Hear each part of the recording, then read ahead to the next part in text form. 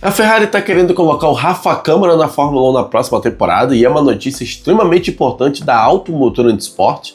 Temos o Gasly que conseguiu recuperar o pódio que ele perdeu lá em Mônaco. Logo depois da corrida ele comemorou bastante, depois foi punido. A Alpine conseguiu reverter a punição e isso pode abrir um grande precedente na Fórmula 1. Muitas equipes podem começar a fazer a mesma coisa e assim bagunçar tudo. E o Alonso, infelizmente, começou a ameaçar a aposentadoria verdadeira da Fórmula 1. Ele acabou dizendo que o GP de Barcelona será, ou pode ser, o seu último na categoria. Bom, isso e muitas outras coisas que eu vou comentar aqui com vocês. Bem-vindos a mais um vídeo. Estamos aqui numa sexta-feira de GP de Barcelona. Já tá rolando o treino livre por lá. Certamente a Mercedes vai ser a melhor, alguém do motor Mercedes vai ser. Já sabemos como que é. E hoje temos esses temas. Se for novo no canal, inscreva-se e já clica no like porque ajuda muito na divulgação do vídeo. E é o seguinte, antes de eu falar do Rafa Câmara, já vou falar do Gasly, porque foi algo que não me surpreendeu, nem um pouco. Você deve lembrar que no GP de Mônaco teve muitas punições, muitos pilotos acabaram cortando aquela partezinha ali da entrada do pit lane e acabou que ganharam tempo, enfim. A FIA puniu muito piloto, e as equipes, obviamente, não gostaram. Porém, teve uma que resolveu ir além. Ela apelou pela decisão, ela apelou contra a punição, e assim foram investigar todas as coisas e descobriram que, de fato, havia um argumento que a Alpine tinha para anular aquela punição. Se eu não me engano, foi que a regra dizia uma coisa e que eles puniram por algo parecido, mas que no escrito não era exatamente a mesma coisa. Então, em tese, não era para ter sido punido. Pelo que eu vi, foi que o piloto não pode passar de 60 km por hora. Ele não necessariamente teria que seguir a cronometragem oficial. Ele tinha que ficar dentro daquele limite ali de 60 km por hora, que foi o que aconteceu. O Gasly até falou depois da corrida que ele tinha ficado a 59,5 km por hora, ou seja, ele estava mais lento do que o máximo permitido. Mas tudo bem.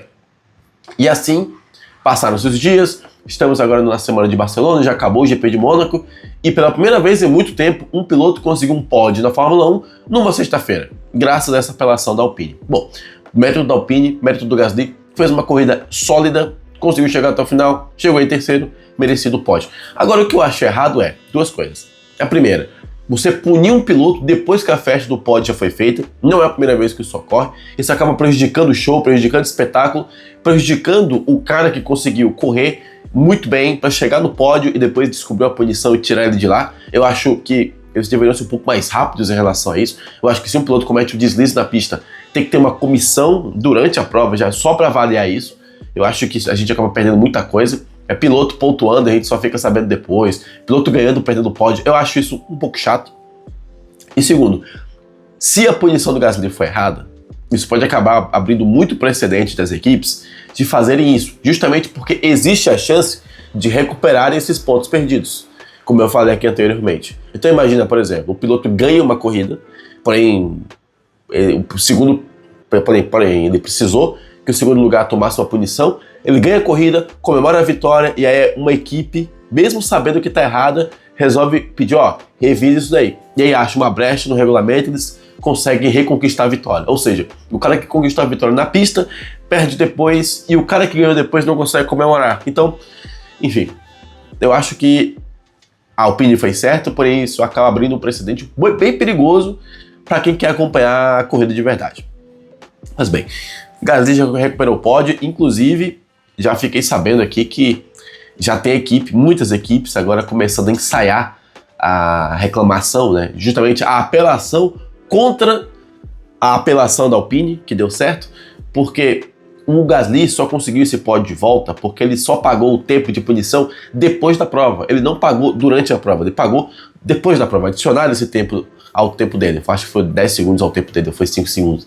Então algumas equipes vão reclamar porque, então quer dizer que era só a gente não pagar essa punição que vocês iam ignorar os erros da regra?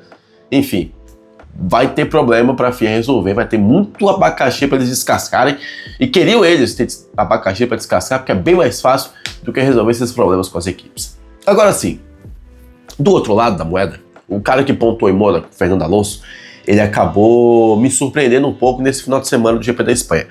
Porque é aquela coisa, a gente nunca acha que o Alonso vai se aposentar.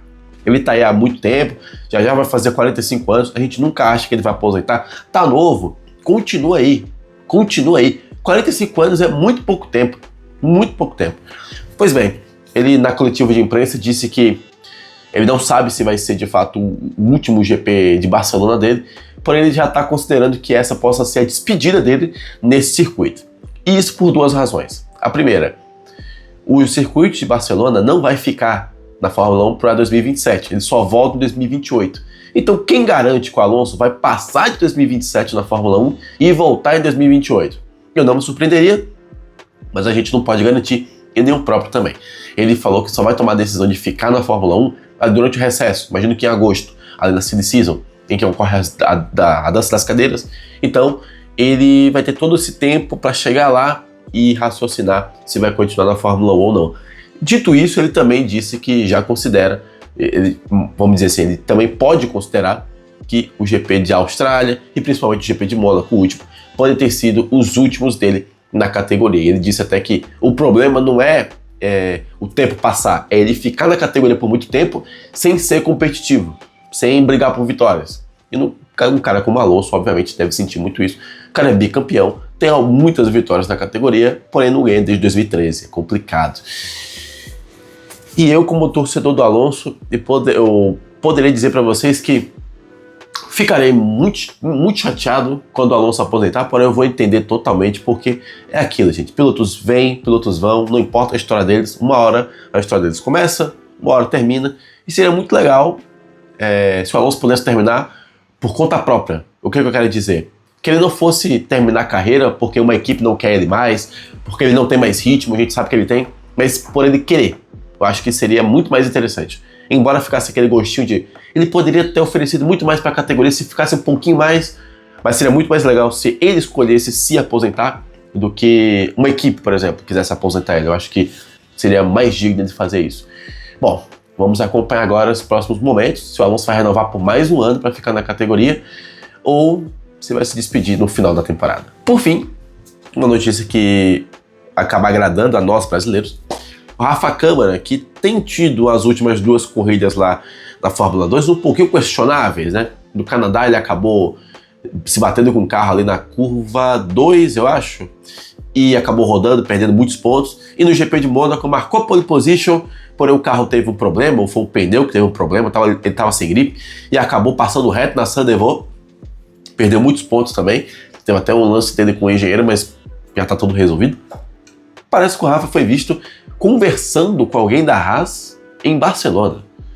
Ou parece que a Haas tem sim o Rafa Câmara como um dos alvos, um dos escolhidos ali para quem sabe substituir Esteban Ocon na equipe na próxima temporada. De acordo com a Automotor Esporte, existe esse papo entre as partes e que a Haas vê o Rafa Câmara como um franco favorito. Eu acho que deram uma exagerada nesse texto, mas existe sim essa possibilidade. E não é nenhuma novidade isso aqui, porque existe sim o interesse da Ferrari de colocar o Rafa Câmara na Fórmula 1 quanto antes. Ele seria o terceiro piloto da escuderia da escola da escuderia italiana no grid. Já teria Leclerc e Berman, o Rafa poderia ser o terceiro. E a julgar a forma como a Ferrari cuida do Rafa, é totalmente compreensível que isso aconteça. E como a Ferrari não tem nenhuma vaga, né? Já tem o Leclerc renovado e o Hamilton daqui a pouco vai renovar também, só sobra uma vaga numa equipe cliente. E como a Cadillac está compromissada com o Colton Herta, logicamente, o último lugar onde o Rafa poderia, ou melhor, o último e único lugar onde o Rafa poderia se enfiar para entrar no grid seria justamente na Haas. Mas tem um problema. A Haas, se no passado era um pouco mais dependente da Ferrari, hoje ela não é tão mais, ela já é um pouco mais independente. E também tem o apoio da Toyota, o que pode acabar travando um pouquinho as coisas. Porque se o Ayao Komatsu, o chefe da equipe, decide, por exemplo, ele ir pelo lado do Rafa Câmara e não renovar com o Ocon, a Toyota no outro pode fazer um esforço para colocar um outro piloto. E pelo que eu vi, eles cogitam Yuki Tsunoda, que é o piloto mais experiente, realmente, mas me surpreenderia porque o Tsunoda é da Honda. A Toyota vai pegar um piloto da Honda? Ela quer tanto assim um piloto japonês? Me surpreende. Enfim, são coisas pra gente analisar nos próximos dias. E, por favor, Rafa Câmara, toma cuidado, vai com calma. De vez em quando, pontuar é melhor que não pontuar.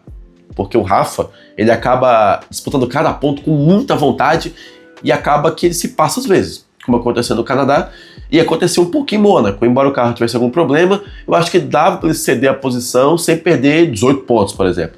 Mas foi o que aconteceu. Eu acho que ele é um piloto que está sendo observado por todo mundo, ele é talvez o piloto da base mais próximo da Fórmula 1 depois do Colton Herta, que basicamente já tem uma vaga. Ele só tem que se concentrar nesse campeonato, por favor. Para de perder ponto. Para de perder ponto. Porque já é a segunda corrida. Por favor. Vai dar certo. Você está na Invicta, é um carro bom. Você é um piloto com muito talento. Você pode voltar para a Fórmula 1. Você vai. Eu acho que ele vai para a Fórmula 1. Eu acho que no ano que vem teremos 2 brasileiros. Saímos de um cenário que tínhamos 0, agora vamos ter 2. Um da academia da Ferrari e o outro é o próximo, ou melhor, é quase que o piloto central do projeto da Audi. Rafa, vai dar certo. Relaxa, para de perder ponto. As coisas vão acontecer. Senhoras e senhores, esse foi o vídeo de hoje. Quero saber suas opiniões, o que vocês acharam. Comenta aqui embaixo. Se gostou do vídeo, clica no like e se inscreve no canal. Eu te vejo no próximo para falar de Fórmula 1, tá? Tamo junto. Até mais. E de Le Mans também, né? A BMW marcou a Hyperpole, né? Interessante. E falando em punição, a Cadillac marcou a Hyperpole. Logo depois deram a punição porque perceberam rápido. E a BMW ficou com a Hyperpole para as 24 horas de Le Mans. Tá vendo como é simples? Façamos o mesmo na Fórmula 1.